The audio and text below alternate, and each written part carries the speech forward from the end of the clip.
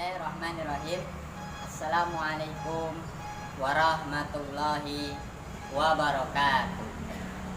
Alhamdulillahirrahmanirrahim. Pada hari ini kita bisa diberikan nikmat sehat dan berkah umur oleh Allah Subhanahu wa taala hingga kita bisa memulai kembali pelajaran jarak jauh. Semoga Allah Subhanahu wa taala memberikan kalian ilmu yang bermanfaat baik dunia ataupun akhirat. Dan semoga kalian menjadi anak-anak yang soleh dan solehah. Kenalkan untuk peserta didik baru SMK Ma'arif kelas 10 ya. Bahwa saya bernama Pak Haryanto, biasa dipanggil Pak Hari, mengajar pendidikan kewarganegaraan. Dan ini baru pertama kali Pak Hari bertatap muka melalui pelajaran jarak jauh. Insyaallah mudah-mudahan wabah Covid ini segera Allah angkat sehingga kita bisa ya belajar bertatap muka kembali hadir ke sekolah. Amin ya rabbal alamin. Nah, sebelum kita belajar PPKN, mari kita awali dengan membaca bismillah. Bismillahirrahmanirrahim. Kemudian kalian buka LKS-nya halaman 5 ya. Halaman 5 tentang hakikat negara ya. Jadi di sini ya, hakikat negara merupakan asosiasi manusia yang hidup dan bekerja sama untuk mencapai tujuan bersama. Tujuan terakhir dari setiap negara adalah menciptakan kebahagiaan rakyat. Jadi ya, tujuan adanya negara merupakan suatu tujuan untuk ya rakyatnya bahagia, rakyatnya sejahtera. Ya, tidak ada rakyat yang sengsara, yang miskin. Kalau seandainya di dalam suatu negara ada rakyat yang masih miskin, kemudian tidak sejahtera, maka negara itu dalam menjalankan roda pemerintahan telah gagal pemerintahnya. Maka perlu ketika menjalankan sebuah negara ya, diharuskan pada rakyatnya untuk menjadi sejahtera ya, dan serta rakyatnya bahagia hidup. Nah, itu yang dikatakan negara ya, itu yang dikatakan hakikat negara. Maka semua antara pemerintah, rakyat bekerja sama untuk mensejahterakan rakyatnya sendiri. Bangsa Indonesia adalah bangsa yang amat besar, kaya dengan sumber daya alam. Maka hal yang mustahil kalau seandainya masih banyak rakyat Indonesia yang jatuh miskin.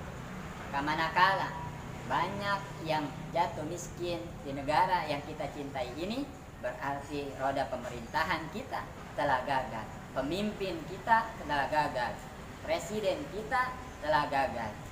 Maka perlu yang dinamakan ya, sebuah negara bekerja sama dengan satu tujuan, mensejahterakan rakyatnya. Itulah negara.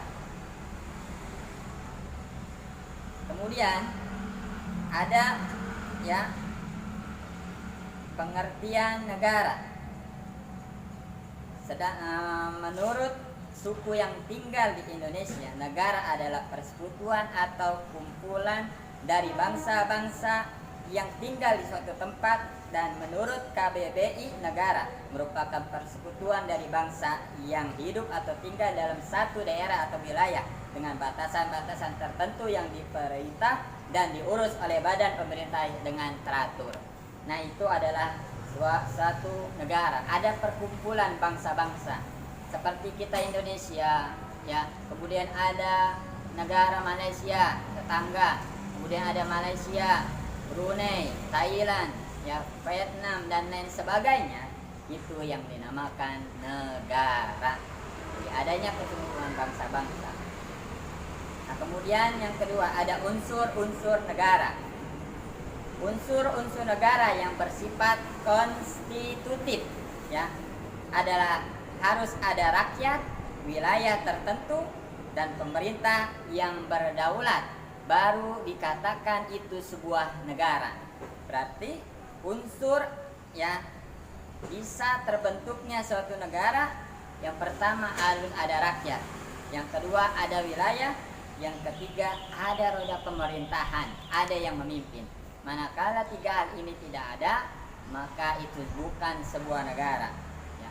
Ada rakyatnya, ada manusianya, ada sumber daya manusianya, kemudian ada wilayahnya, ada batas-batas wilayah ya, kemudian ya ada pemerintahnya seperti di Indonesia ya, pemerintahannya demokrasi ya, menganut sistem demokrasi ya, menganut sistem demokrasi Pancasila yang mana dipimpin oleh presiden.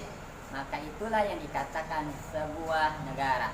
Adanya rakyat, adanya wilayah, adanya pemerintah, itu adalah sebuah negara. Dan yang keempat, adanya pengakuan dari ya PBB, Perserikatan Bangsa-Bangsa.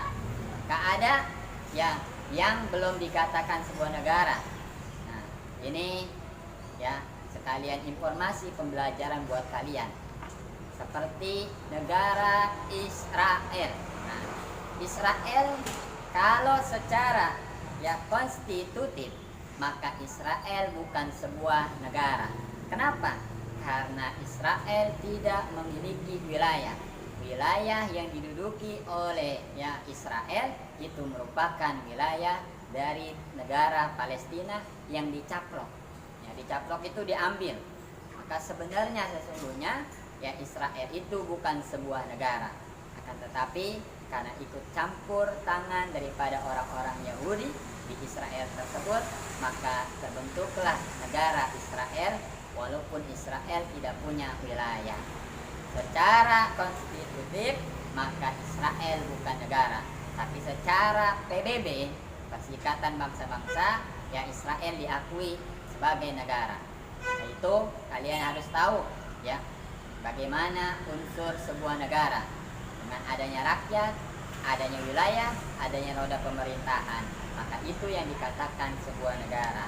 Nah, itulah pelajaran tentang hakikat negara, pengertian negara, dan unsur-unsur negara. Semoga dengan belajar pendidikan kewarganegaraan ini kalian bisa mengerti tentang ya hakikat negara, kemudian pengertian negara, dan unsur-unsur sebuah negara. Sebagai kesimpulannya, kita negara Indonesia yang memiliki rakyat, memiliki pemerintahan, memiliki wilayah, dan diakui oleh PBB atau Perserikatan Bangsa-Bangsa.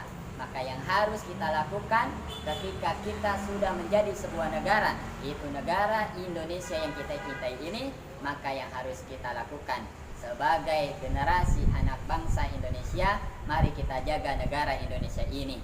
Mari ya kita rawat negara Indonesia ini dengan melalui pertama, mengelola sumber daya alam yang ada di Indonesia, dan jangan sampai sumber daya alam di Indonesia terus ya dikuasai oleh orang-orang asing. Maka ketika manakala sumber daya alam kita dikuasai oleh orang-orang asing, maka bagaimana bisa mensejahterakan rakyat Indonesia, sedangkan sumber daya alam ya yang mana penghasilan mata pencarian untuk rakyat Indonesia dikuasai oleh orang asing, maka nanti ke depannya rakyat Indonesia tidak sejahtera dan tidak bahagia. Kenapa? Karena masih dijajah melalui ekonomi. Maka itu, mari semuanya sebagai generasi bangsa, ketika nanti kalian lulus sekolah, jangan berpikir untuk mencari pekerjaan, tapi rubahlah paradigma, rubahlah pemikiran kalian. Ketika nanti lulus SMK, kalian memiliki paradigma, kalian memiliki pemikiran, wawasan. Ya, untuk apa wawasan itu? Untuk berprinsip bahwa ketika lulus SMK saya harus memiliki pekerjaan, saya harus memiliki lapangan pekerjaan. Ya, punya sendiri lapangan pekerjaan itu, tapi bukan mencari pekerjaan, tapi memiliki atau ya membuka lapangan pekerjaan. Itulah yang diharapkan sebagai anak bangsa ya, supaya mensejahterakan rakyat Indonesia seperti pedoman hidup kita yaitu Pancasila. Demikian pelajaran PPKN pada hari ini, semoga ada manfaatnya. Sebelum Pak Hari tutup, ya, apa yang Pak Hari jelaskan tadi pelajaran PPKN LKS halaman 5, ya, dengan halaman 6 nanti kalian rangkum, kerjakan di buku tulis, ya, halaman 5 dan halaman 6 kerjakan di buku tulis, dirangkum. Setelah selesai nanti kirim ke WA Pak Hari. Terima kasih, ya. Semoga kalian bisa mengerti pelajaran ini dan bisa menyelesaikan tugas rangkuman yang Pak Hari kasih, ya. Semoga nilai kalian menjadi nilai yang terbaik karena berkah dari kalian mengerjakan tugas-tugas dari bukunya masing-masing. Terima kasih. Assalamualaikum warahmatullahi wabarakatuh.